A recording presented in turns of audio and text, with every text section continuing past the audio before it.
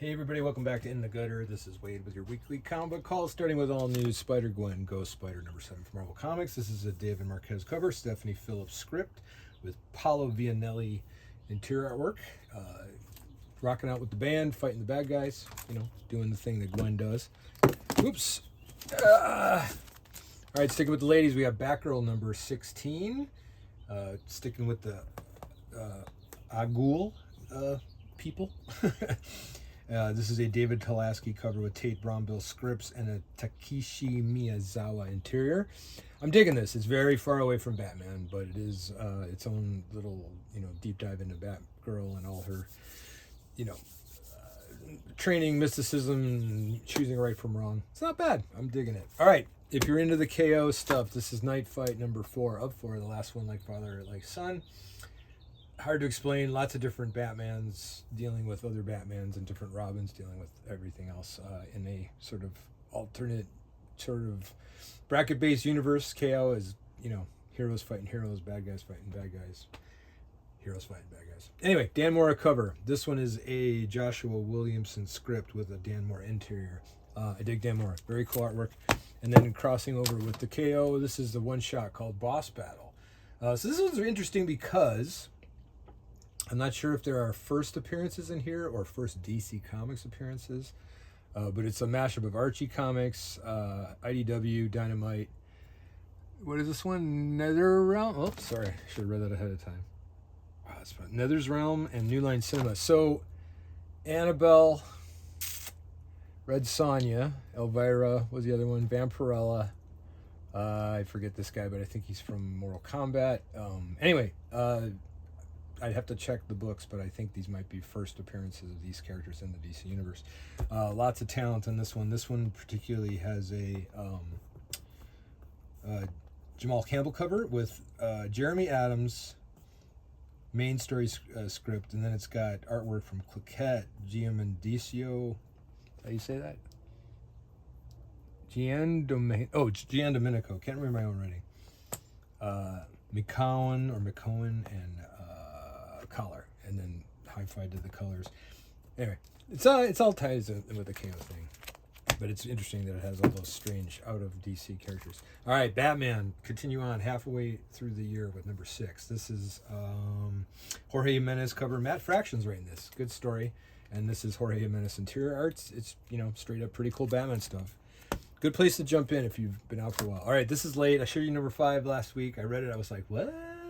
Because I missed number 4. And now I read this, and even though it's out of order, the story made a little more sense. We'll give a shout out to Tate Brombill again, and then Jacob Phillips, his cover art and interiors. This was good. 5-parter. It's finished now. Get the trade if you missed it, or buy it on eBay. EC, Cruel Universe. I get these all the time. So this one is Mike Huddleston cover. It's got 3 stories on the inside. They're all cool, if you like it. At some point, I'm not sure when enough is enough.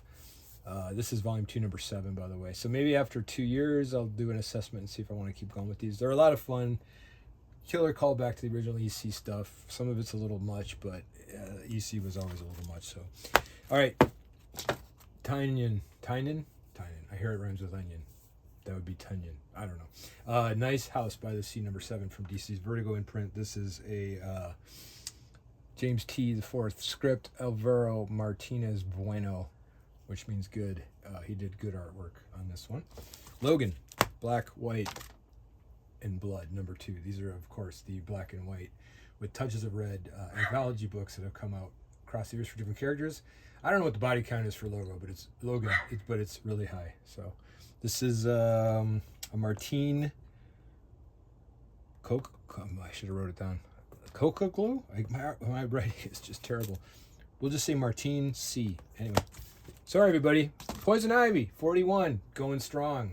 She's going to be running for mayor. Spoiler alert. Jessica Fong cover. G. Willow Wilson interior scripts with a David Gianfelice interior artwork. I just dig the story. It's real simple, smooth, runs along. Lots of character stuff in it. Good fun. All right, ASM. John Romita Jr. cover and interior art in this one with a Joe Kelly script. Yeah, ASM. It gets away from me, it comes back. It gets away from me, it comes back. So whenever it's Peter Parker dealing with New York and crime and his family and the normal stuff everybody seems to like. I like it.